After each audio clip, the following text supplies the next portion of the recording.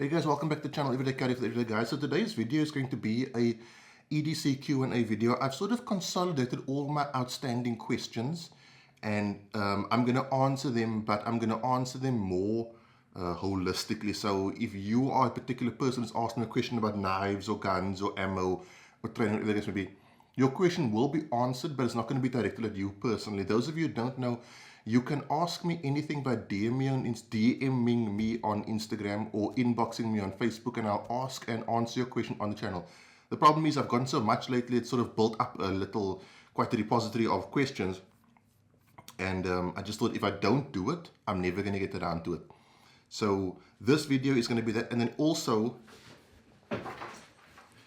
EDC Backpack giveaway. Those of you who follow my channel know I did a competition with Global Finalizing and Community Solutions for one of their really awesome EDC backpacks. We're giving that away in this video, so if you have entered, stay tuned to the end. Guys, this isn't my usual review production quality. There's a guy mowing his lawn over there, so you might hear that lawnmower sound. It's literally 2 o'clock on the Sunday of when this video must be released, and it's going to be released at 6 o'clock, so I got 4 hours to get this guy done. Okay, question I get asked quite a bit of late is about starting YouTube channels, especially EDC gear related YouTube channels. The answer to all is yes, you absolutely should. If you are passionate about doing it, then do it. One of the big objections I get is people see that everything's been done before, like every holster has already been reviewed, etc, etc. Guys, something having been done is no reason to not do it yourself. If you think about it, Lamborghini, Ferrari had already existed. They had already perfected, in their opinion, the supercar, and then Lamborghini came along. You know, everything that has been done or is going to be done has probably already been done. Boeing didn't invent the aircraft, you know. So don't let the fact that you see other people doing the same thing you want to do discourage you from doing it. You might have that little tweak, that little niche that's a bit different, and you might blow up, or you might be the one channel that someone finds and they enjoy over the other channels. A lot of people from South Africa have said how refreshing it is to have a South African doing EDC gear reviews. When I started the channel, I thought to myself, man, there are so many guys in the US doing this. Is there even value to me doing this? But it turns out there is. So even if it's EDC, people seem to think like in South Africa I have like a monopoly on everyday carry gear. Guys, I don't view other people as my competition. I look at them and you know what I do? I watch their channels and I take the things that I like about it and I say, how can I incorporate that into my channel to make my channel better?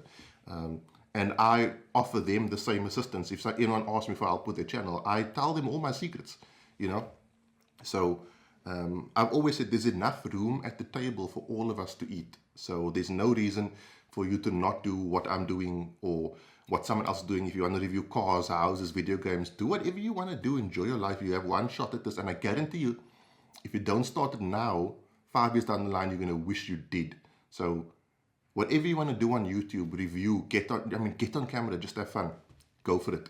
And don't let anyone tell you different. Also, if you're going to be an EDC gear reviewer, be prepared for haters, okay?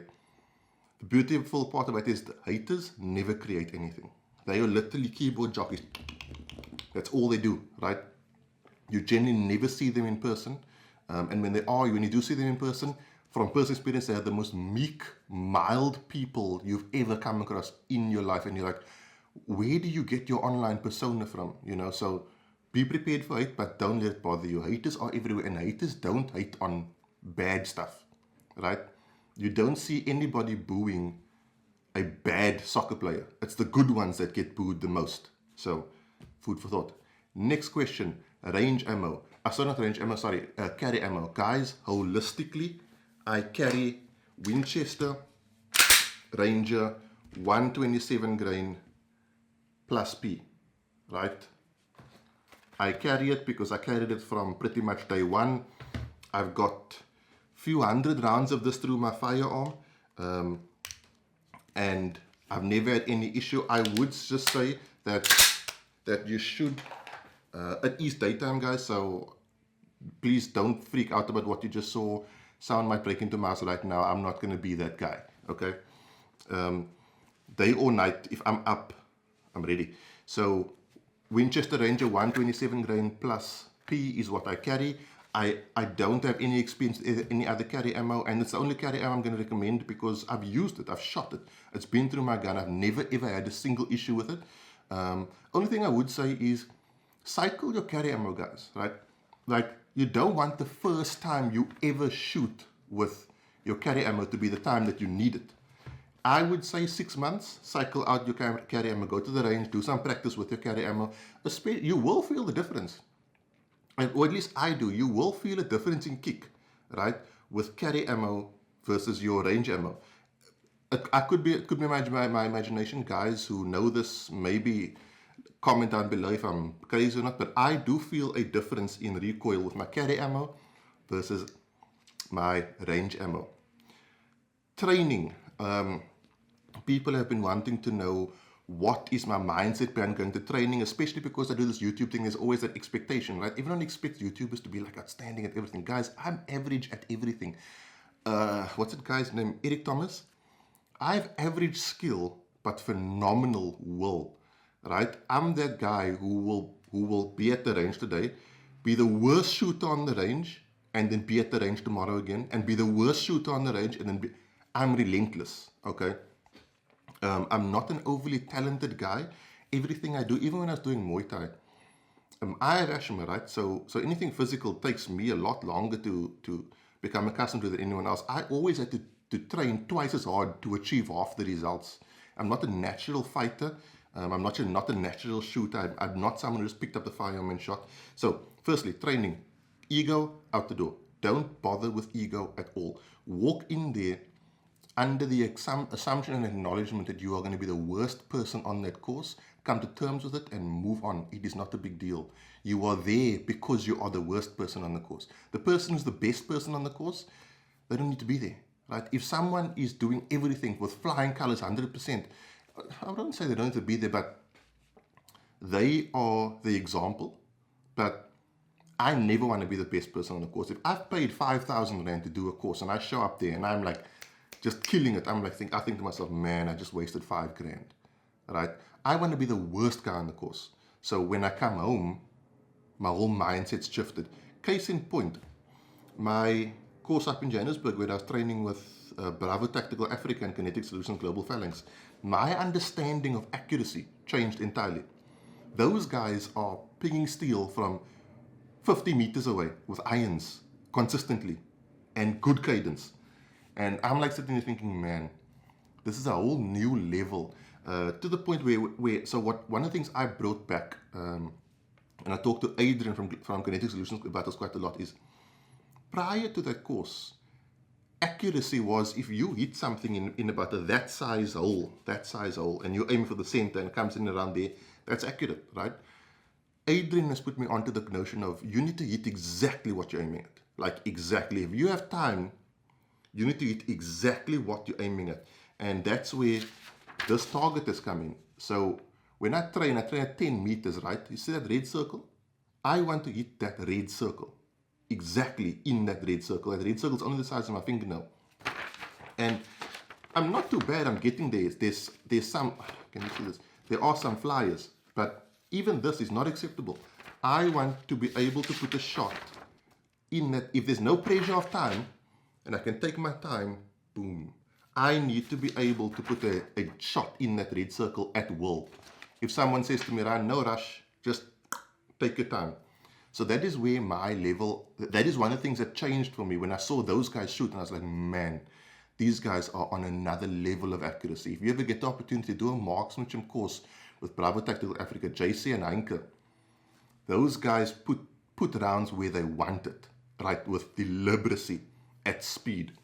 So never go to a course with ego. That'll get you killed. No, not get you killed, but that'll ruin your day, because you might not be the best person in doing it. Then you're going to be like, oh man, do I really want to go back tomorrow because my ego's super bruised, that sort of thing. Go to a course under the assumption you're going to be the worst person at the course. I always do that. I'm always nervous before a course because 2 reasons. I always want to do well. But I'm on YouTube, right? People think, oh, he's on YouTube, he's going to be the best at everything. I'm far from the best at everything. I try really hard, and most of the time, at the end of courses, people come away respecting me, not because I'm the best at everything, because I'm relentless. Because I will continue to fail. That is the most important life lesson I can give you about training courses. Be prepared to continue to fail until you get it. So do as many courses as you can. I've done, I think, six in the past 8 months. Do as many courses as you can, even if you feel like I did a Glock workshop with the guys from Van Training Consultants, Dean. And I was thinking to myself, why am I going to learn to detail strip a Glock? But the opportunity was there, and howls if I'm going to say no to an opportunity. And I learned a ton in that course. So take every course opportunity you can. You never know when you're going to learn something new. And by the way, guys, that review of that course is coming out on Tuesday.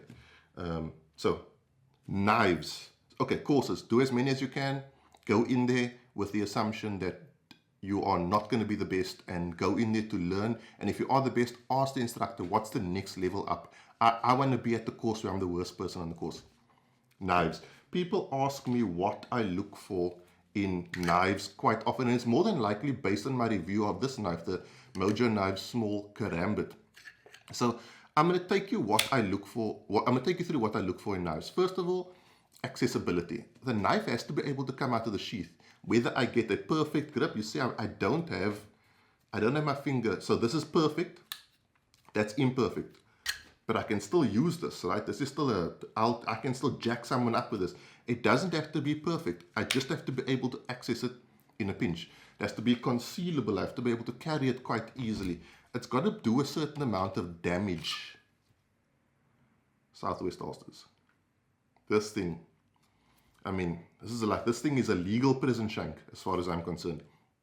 But that's James from Southwest Ulsters. It's got to be able to do damage. I've got to be able to control it. Okay?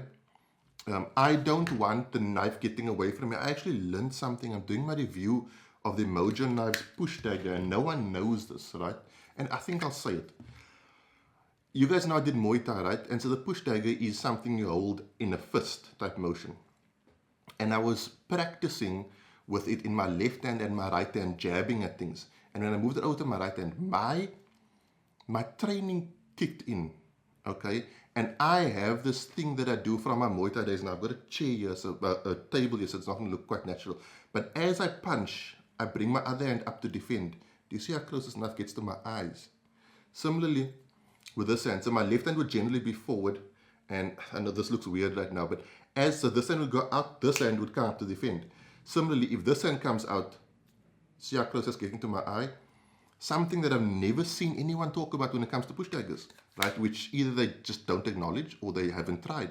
But when you're in a fighting situation and you have that push dagger in your hand, and you're throwing jabs and punches, chances are you're going to revert to your training. And if your training is, see where this hand is? Boom. Or boom, there's an opportunity there, or a possibility of you poking your own eye out. Okay? So beyond what I look for in knives, what's more important is train with your knife, right?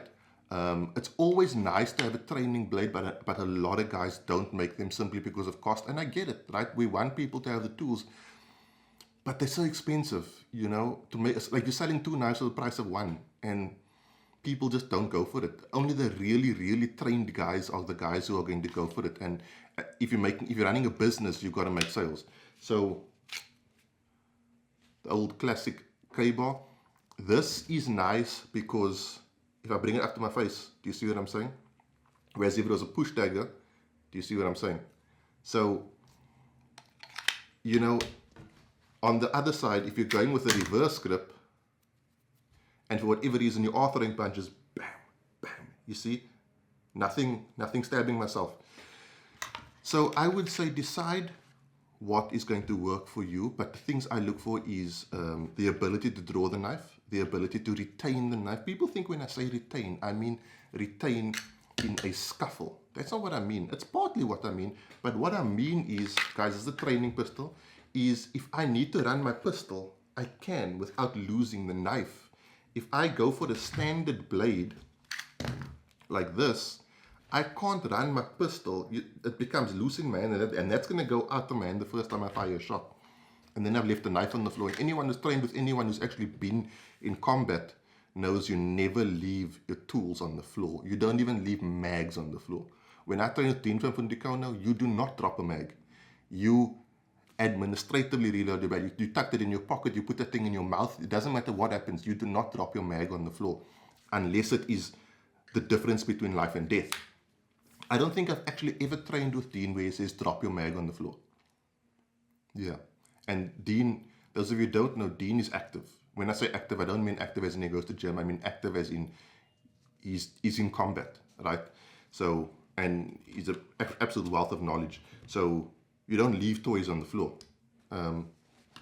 Knives. Something I've been getting quite a bit, and I don't know if it's because I've been putting out more shooting videos, is where do I put my finger on the trigger? Weirdly, that's changed. So, guys, this is a training pistol. It's got a reciprocating slide. There's going to be a bang in a moment, eh? Just relax. It's a training pistol. Okay, it's airsoft. Right? Now, I used to put the pad of my finger on the trigger. Do you see what that does to this finger? Okay? I used to do that, and that is probably the most commonly right way of doing it. But what I found is if I didn't get it absolutely perfect, I would either push over or pull, right? What I found is I now sink my finger all the way in, okay? It just works for me. I'm just more accurate. I'm more accurate on my follow-up shots. I feel like I have more control of the firearm. And so I just feel I have more control when I sink more of my finger. What's that guy's name? Pat McNamara. Very similar concept. If you ever see Pat McNamara, he's not a small guy. And he says this with the trigger here is a fulcrum. Requires a lot of control. Sinking your finger through is a vice, right? So use it, don't use it. But I would say get to the range and see what works for you, because we all have different hand sizes. We all have different dexterity in our fingers. We all have different triggers, right? So how can someone who's never shot my gun, who doesn't have my hand size, how can they really tell me where to put my finger? Okay? The answer to that, in my view, and this is only my opinion, and I would say follow the guidance of your instructor over my opinion. I'm only a normal guy. Is find out where you put your finger, where you can consistently put shots super accurately with good cadence. That's all it really is, guys, right? If you are freaking pulling the trigger with this finger and you putting shots in a hole this small, how can someone come and tell you, oh, well, you're doing it incorrectly? And you can then ask them, well, am I inaccurate? Am I slow? No. Well, what's the problem? You know, I'm getting a round on my target with speed and good control. How is it a problem? I feel people get wrapped around the axle quite a bit when it comes to trigger control. You want to know good trigger control? Go to the range and shoot a ton, and you'll find out what works for you. One other thing, guys, side note. Why do I look in my right-hand side pocket? Torch SA are having a sale. It's their birthday sale starting tomorrow. So 30% off everything. I believe it's knives, flashlights, multi-tools. I do have an affiliate link with them. Use it, don't use it. But this is definitely going to happen. The following is definitely going to happen. I'm sending them 100 of these EDC for the EDG gear patches. If you buy using my affiliate link and the code, the way I think it's going to work is you're going to get the free EDC for the EDG gear patch. That'll more than likely arrive at Henry's from Torch SA's place more than likely Thursday, Friday this coming week. So I don't know if it's going to be available for the sale. Maybe bombard him with ones like saying we want the gear patch, make it whatever the case may be. But you may have to wait longer. So that's totally on Henry's side. But I can tell you, it is definitely happening. If you, within the next week, if you use my link to buy from Torch SA, you will get the free EDC for the EDC gear patch. Don't look at this one. This is a poor example. This one has been through the wars. As far as I'm concerned, that's how a gear patch should look, right? But more than like, the one you're going to get is going to look nice. So, very, very good time to buy a torch. Guys, I must be honest, people ask me quite often. I just always revert back to the Power Tech Valor. I just love this light, right? I've done so many courses with it. I just like it. It's become like a part of me. You know, it's the right size. It's just, yeah, this is my light.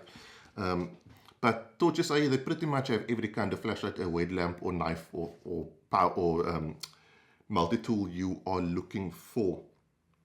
And then that is it, guys. There is something really, really cool coming this week. Probably the most coolest thing in the history of my channel. So if you ever wanted to subscribe, now is the time. I hope I've answered everyone's questions. If there's a particular topic that I didn't cover, then DM me or inbox me on Instagram and Facebook. The course that I did with Dean and James Smart, that's going to be reviewed on Tuesday. Excuse me. That's going to cover a Glock masterclass, a close quarter weapon retention course or workshop, and how to win the third battle, which is the legal battle after you successfully defended your life. Very, very important information coming in that video. Guys, that is it. I've got to edit this video, and oh no, it's not that. I've got to do the backpack giveaway. Let's do that quickly. Okay guys, so as you know, my random name picker wheel of names app, I click it once and that's the winner, and I click it again and that is the second place winner. Both of you have 24 hours in which to contact me. I painstakingly put all these names into this app by asking someone else to do it, namely Adrian. So thanks to Adrian for sorting that out. So the first place winner of the EDC Backpack is going to be, looks like Martin De Beer. So well done to you, Martin. I remove your name, and then the second place winner is going to be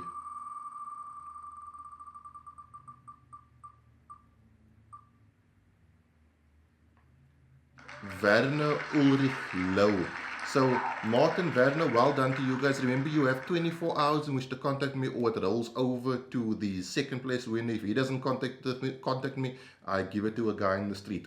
No, I'm kidding. We figure something out. Never happened before though. So that is it, guys. I will switch back to my normal view and we'll end off. So guys, congratulations to our two winners. Remember, you have 24 hours in which to contact me as the winner, the first place winner. If you don't, it rolls over to the second place winner, who then has 24 hours in which to contact me. So get your hands on that. Huge thanks to Adrian and Gary from Kinetic Solutions and Global Phalanx, respectively.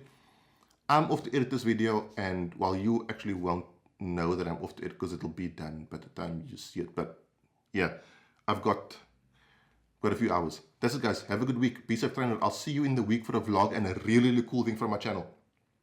Cheers and God bless.